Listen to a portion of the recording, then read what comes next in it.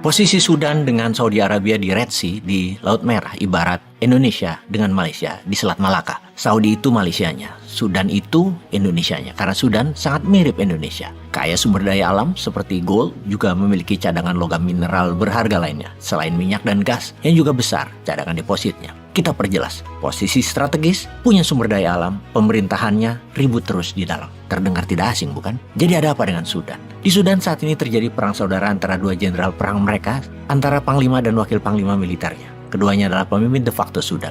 First in command versus second in command. Kita mereview apakah perang keduanya adalah merupakan proxy war dari sebuah perang yang lebih besar atau ada larger interest di belakangnya. Proxy war adalah siapa yang bertempur di lapangan berbeda dengan niat di belakang yang membantunya. Ukraina di belakangnya sekutu, terutama Amerika. Rusia di belakangnya Tiongkok. Jadi perang di Ukraina adalah proxy war antara Amerika dan Tiongkok. Sekarang bagaimana dengan Sudan? Blinken, Menteri Luar Negeri Amerika mengkonfirmasi dengan pernyataan, kami Amerika sangat prihatin atas kelakuan Prigozhin dan Wagner Group-nya di Sudan. Sebuah pernyataan sekaligus informasi terbuka kepada dunia. Ada Rusia di Sudan. Sergei Lavrov, Menteri Luar Negeri Rusia membenarkan Wagner di sana untuk melindungi rakyat Sudan. Yang menjadi pertanyaan kita di awal, apakah Sudan adalah Ukraina selanjutnya? Proxy war Amerika dan Tiongkok lagi. Perang di Sudan saat ini adalah antara militer Sudan dengan pasukan paramiliter Sudan. Yang keduanya sebelum ini adalah masuk dalam jajaran angkatan bersenjata Sudan yang terpecah karena berasal dari dua kepentingan berbeda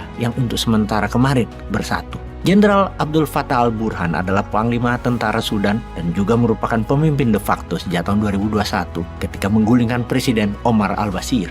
Jenderal Abdul Fattah al-Burhan bekerja sama dengan pemimpin paramiliter Muhammad Hamdan Dagalo di tahun 2021, yang mana Dagalo kemudian jadi vice atau wakil Abdul Fattah dengan pasukan paramiliternya menjadi pasukan tentara Sudan dengan nama RSF Rapid Support Force atau pasukan dukungan cepat. Lalu keduanya bertempur, yang pertempuran tersebut dimulai dengan serangan paramiliter pasukan dukungan cepat atau RSF di situs-situs utama pemerintah. Ledakan dan tembakan dilaporkan terjadi di seluruh Khartoum, ibu kota Sudan, sejak 15 April 2023. Mengapa para militer RSF menyerang dan akan mengkudeta pemimpin de facto yang katanya 2023 ini akan ada pilpres yang demokratis, di mana pemimpin sipil juga akan mendapat peluang bertanding. Bahkan Amerika ingin militer hanya mengawal pemerintahan sementara secara de facto untuk nanti diadakan pemilu yang dikuasai sipil. Itu maunya Amerika agar Sudan bisa dikerjain seperti negara-negara lainnya. Amerika nggak mau negara demokratis itu dipimpin oleh pemimpin yang kuat seperti dari militer atau orang militer seperti di Sudan sekarang yang nantinya bukan orang Amerika. Nggak mau Amerika. Ketika Abdul Fattah menjadi pemimpin de facto atau presiden Sudan, Amerika mepet dia. Kemudian Abdul Fattah al-Burhan memberikan banyak fasilitas negara untuk Amerika tanpa menunda. Putin di tahun 2021 juga menandatangani perjanjian 25 tahun untuk membangun naval base Rusia di Sudan, yang akan jadi pangkalan 4 kapal perang Rusia dan 4 kapal selam bertenaga nuklir dan 3.000 anggota militer Angkatan Laut Rusia di Sudan, di Laut Merah. Sebagai counter prestasinya, Rusia memberikan pelatihan militer dan senjata ke Sudan. Hal ini membuat Amerika murka dan memperingati Abdul Fattah kalau kerjasama dengan Rusia tetap dijalankan. Amerika tidak membantu Sudan, terutama membantu dolar. Disinilah asal pokok keributan. Karena Muhammad Hamdan Dagalo sangat pro-Rusia dan Abdul Fattah pro-Amerika yang akan mengadakan pilpres agar dirinya bisa bertanding di pilpres. Dan Dagalo tidak boleh ikut, harus tetap jadi orang nomor 2. Dagalo murka dan menyerang, berusaha mengkudeta Abdul Fattah dibantu Wagner. Jadi sebenarnya ada apa sih di Sudan sampai 3 negara besar ikut cawe-cawe? Sudan memiliki kekuatan mirip seperti Indonesia. Ada tambang emas yang besar di mana 80%-nya dimiliki asing, terutama Rusia dan Tiongkok.